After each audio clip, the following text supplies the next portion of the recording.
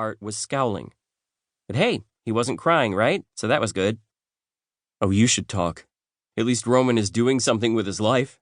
He's super passionate about his work.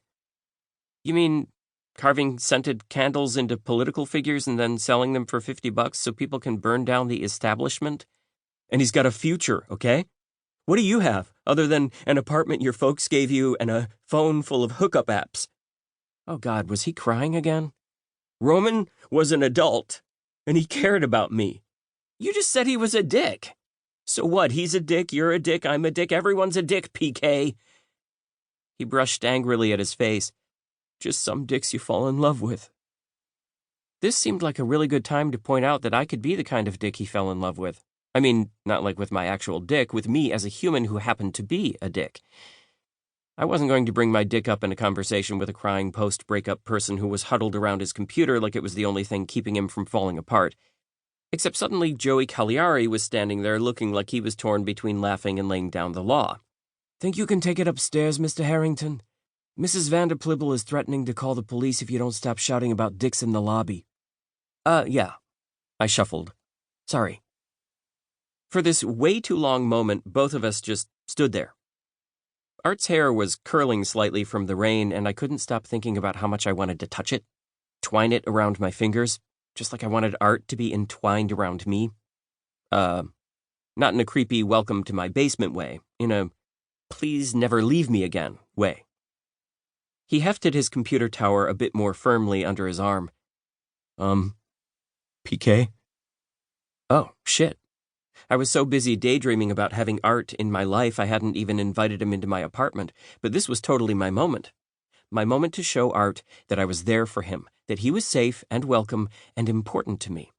Even if the world was a nuclear wasteland overrun with feral zombies and all I had was a bunker, a teaspoon, and a tin of baked beans I couldn't open, my bunker would be his bunker, my teaspoon, his teaspoon, and my tin of baked beans I couldn't open, his tin of baked beans he couldn't open.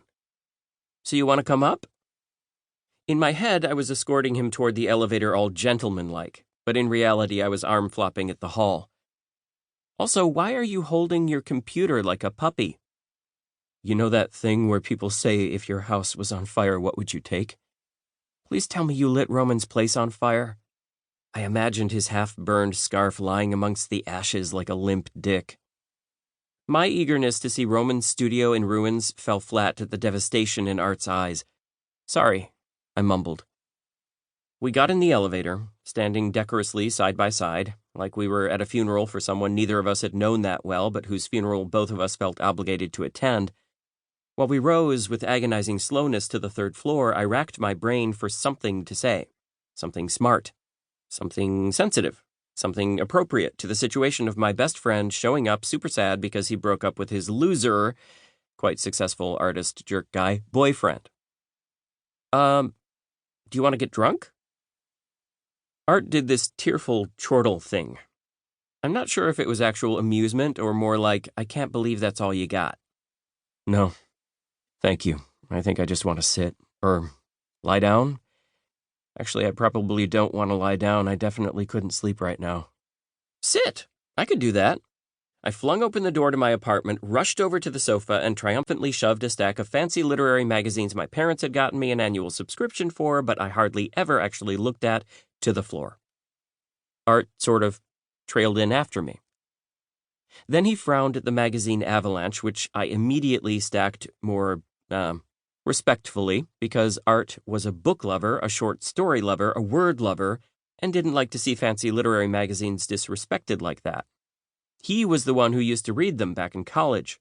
I'd dump my mail in a pile next to my bed, and he'd rescue the magazines, which he'd go through from cover to cover and talk about with my parents the next time he saw them.